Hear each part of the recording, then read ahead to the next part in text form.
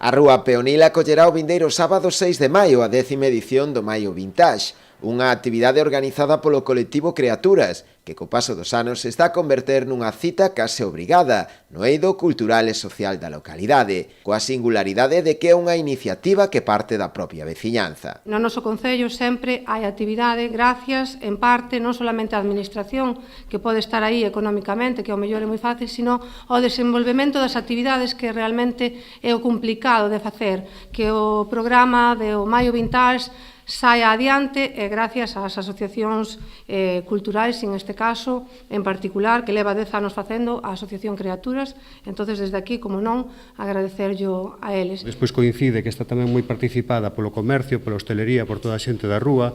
É unha actividade que se sinte moi propia por parte da cidadanía, que podemos decir que cada ano xunta unhas 3.000, 4.000 personas durante todo o día, unha actividade de gran formato, e estamos moi orgullosos de que sea así. Xa inscritos preto de 50 postos que se instalarán ao longo de toda a Rúa Peonil. A maioría dos postos participantes foron repetidos durante anos e incluso outros moitos novos do boca a boca que están pedindo xa a propia participación.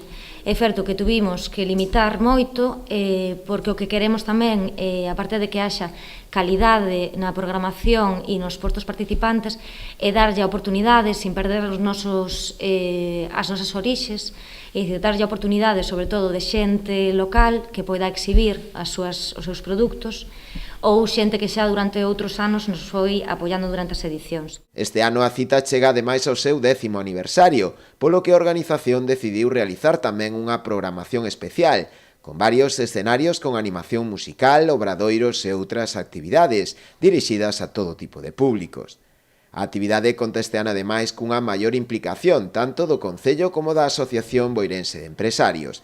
Dende esta última entidade destacaron a importancia desta cita, que axuda tamén a dinamizar o tecido comercial e hostaleiro da localidade. Animamos a que todos os comerciantes quiten algún percheiro á rúa, se caractericen.